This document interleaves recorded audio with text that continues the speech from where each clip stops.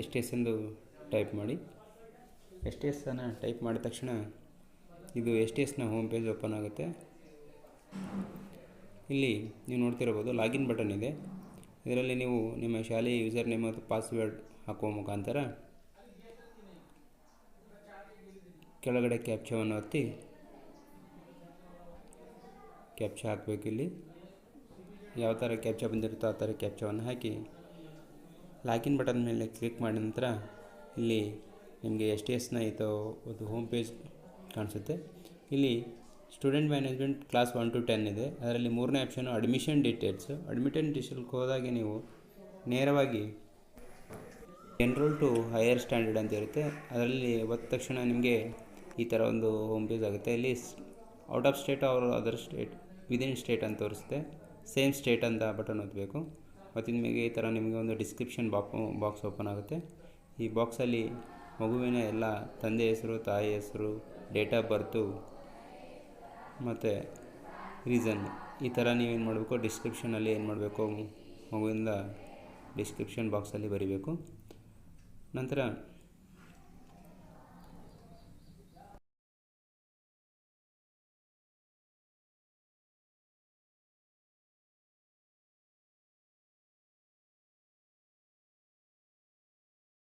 ಎಲ್ಲವನ್ನು ತುಂಬಿದ ನಂತರ ಈ ಥರ ನಿಮಗೆ ಫೈಲನ್ನು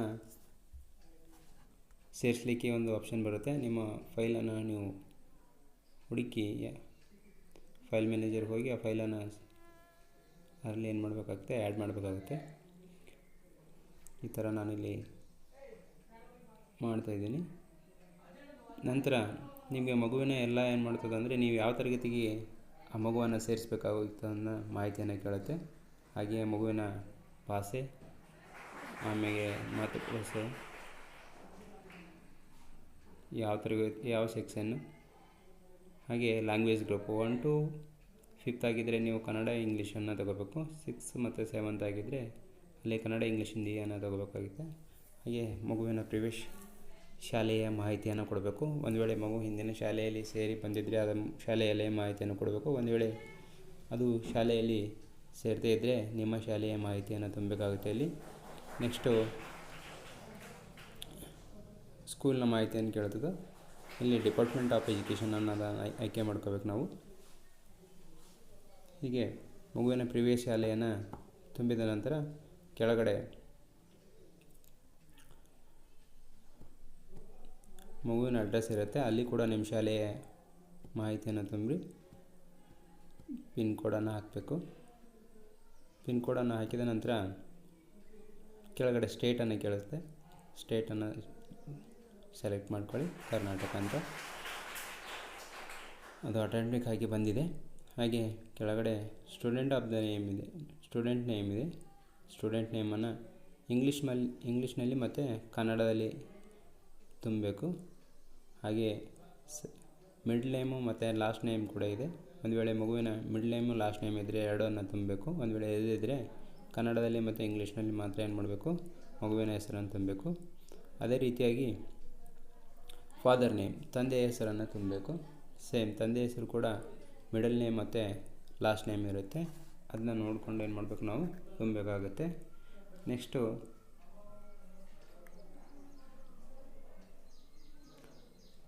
ಮದರ್ ನೇಮ್ ಕೂಡ ಅಷ್ಟೇ ಇಂಗ್ಲೀಷ್ನಲ್ಲಿ ಮತ್ತು ಕನ್ನಡದಲ್ಲಿ ತುಂಬಬೇಕು. ಒಂದು ವೇಳೆ ಮಿಡ್ಲ್ ನೇಮು ಮತ್ತು ಲಾಸ್ಟ್ ನೇಮ್ ಇದ್ದರೆ ಅವನು ಸಹ ತುಂಬಬೇಕು. ನೆಕ್ಸ್ಟು ಮಗುವಿನ ಡೇಟ್ ಆಫ್ ಬರ್ತ್. ಇಲ್ಲಿ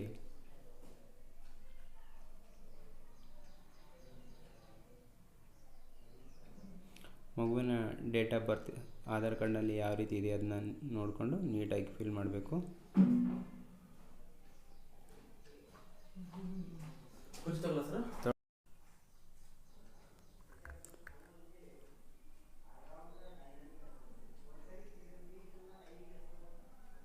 ಡೇಟ್ ಆಫ್ ಬರ್ತ್ ಆಗಿದ ನಂತರ ಮಗುವಿನ ಜೆಂಡರ್ ಬಾಯ್, ಗರ್ಲ್ ಅಥವಾ ಟ್ರಾನ್ಸ್ಜೆಂಡರ್ ಇದ್ದರೆ ಟ್ರಾನ್ಸ್ಜೆಂಡರ್ ಅಂತ ಹಾಕಬೇಕು.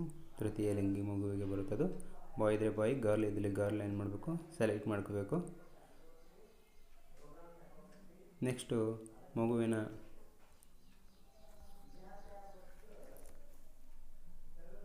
ನ್ಯಾಷನಾಲಿಟಿಯನ್ನು ಚಾಯ್ಸ್ ಮಾಡಬೇಕು, ಇಂಡಿಯನ್ ಅಂತ. ರಿಲಿಜಿಯನ್ ಕೂಡ ಹಾಗೆ ಚಾಯ್ಸ್ ಮಾಡಿರಬೇಕು. ಮಗುವಿನ ಆಧಾರ್ ನಂಬರ್ ಇದ್ದರೆ ಆಧಾರ್ ಕಾರ್ಡ್ ನಂಬರನ್ನು ಏನು ಮಾಡಬೇಕು, ಆ್ಯಡ್ ಮಾಡಬೇಕಾಗುತ್ತೆ ಇಲ್ಲಿ. ಹಾಗೆ ಫಾದರ್ ಆಧಾರ್ ನಂಬರು, ತಾಯಿ ಆಧಾರ್ ನಂಬರ್ ಇದ್ದರೂ ಕೂಡ ಅಲ್ಲಿ ನಾವೇನು ಮಾಡಬೇಕು, ಆ್ಯಡ್ ಮಾಡಬೇಕಾಗುತ್ತೆ. ನೆಕ್ಸ್ಟು ಮಗು ಯಾವ ಕ್ಯಾಟಗಿರಿಗೆ ಸೇರುತ್ತೆ, SC ST ಜನರಲ್ ಈ ಥರ ಅದನ್ನೇನು ಮಾಡಬೇಕು ನೋಡಿಕೊಂಡು ಮಗು ಯಾವ ಕ್ಯಾಟಗಿರಿ ಸೇರುತ್ತೆ ಅದನ್ನು ಚಾಯ್ಸ್ ಮಾಡ್ಕೋಬೇಕು. ಚಾಯ್ಸ್ ಮಾಡ್ಕೊಂಡಾದ್ಮೇಲೆ ಮಗುವಿನ ಕಾಸ್ಟನ್ನು ಸೆಲೆಕ್ಟ್ ಮಾಡ್ಕೋಬೇಕಾಗುತ್ತೆ. ಮಗು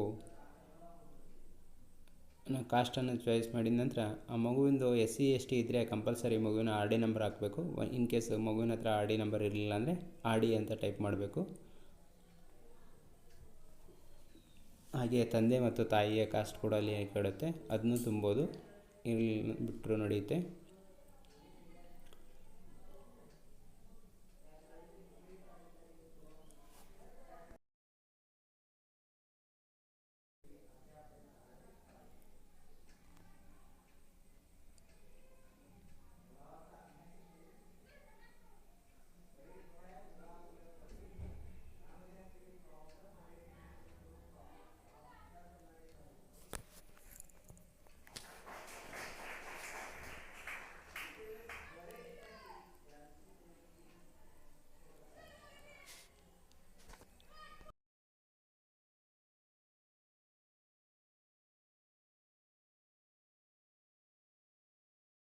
ಚೈಲ್ಡ್ ವಿತ್ ಸ್ಪೆಷಲ್ ನೀಡ್ ಅಂತಿರುತ್ತೆ, ಅದನ್ನ ನಾವೇನು ಮಾಡಬೇಕು ನೋಡಿಕೊಂಡು ತುಂಬಬೇಕು. ಮಗು ಏನಾದರೂ ಅಂಗವಿಕಲ ಇದ್ದರೆ ಅದು ತುಂಬಬೇಕು, ಇರಲಿಲ್ಲ ಅಂದರೆ ನಾಟ್ ಅಪ್ಲಿಕೇಬಲ್ ಅಂತ ಚಾಯ್ಸ್ ಮಾಡ್ಕೋಬೇಕು.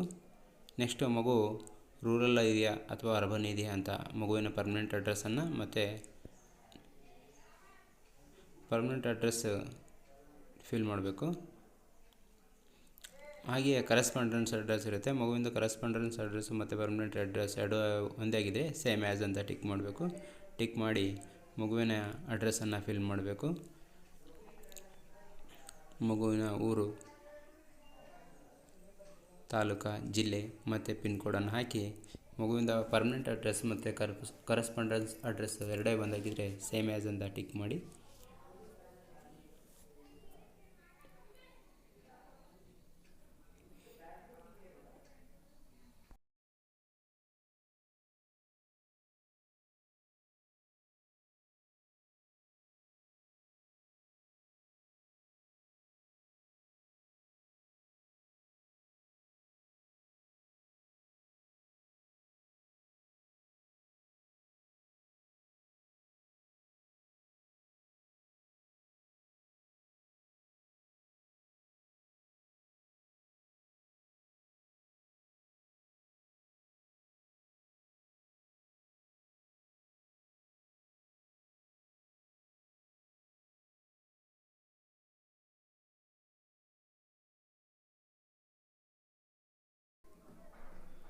ಎಲ್ಲ ಫಿಲ್ ಮಾಡಿದ ನಂತರ ಕೊನೆಯಲ್ಲಿ ಡೇಟ್ ಆಫ್ ಅಡ್ಮಿಷನ್ ಇರುತ್ತೆ, ಅಲ್ಲಿ ಯಾವ ತಾರೀಕಿಗೆ ಮಗುವಿನ ಅಡ್ಮಿಷನ್ ಆಗಿದೆ ಆ ಡೇಟನ್ನು ಹಾಕಬೇಕು. ಹಾಕಿದ ನಂತರ ಇಲ್ಲಿ ನಾನು ಮಗು ಯಾವ ತಾರೀಕಿಗೆ ಅಡ್ಮಿಷನನ್ನು ಆಗಿದೆ ಅಂತಕ್ಕಂಥದ್ದು ಹಾಕ್ತಾಯಿದ್ದೀನಿ. ಕೊನೆಯಲ್ಲಿ ಸಬ್ಮಿಟ್ ಬಟನ್ ಅಂತಿದೆ, ಆ ಸಬ್ಮಿಟ್ ಬಟನ್ ಮೇಲೆ ಒತ್ತಬೇಕು.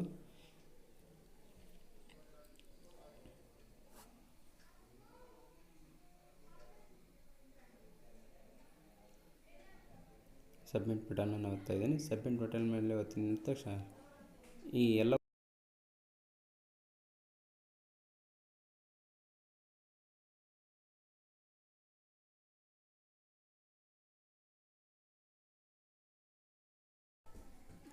ಸಬ್ಮಿಟ್ ಬಟನನ್ನು ಒತ್ತಬೇಕು. ಒತ್ತ ತಕ್ಷಣ ಈ ರೀತಿ ಮಗುವಿನ ಒಂದು ಟೆಂಪ್ರರಿ ಏನು ಮಾಡುತ್ತೆ ಅಂದರೆ STS ಸಂಖ್ಯೆ ಏನು ಮಾಡುತ್ತೆ ಓಪನ್ ಆಗಿರುತ್ತೆ. ಇದನ್ನ ನೀವು BO ಹತ್ರ ಹೋಗಿ ಅಲ್ಲಿ ಪರ್ಮಿಷನನ್ನು ತಗೊಂಡು ನೀವು ಆ STS ಸಂಖ್ಯೆಯನ್ನು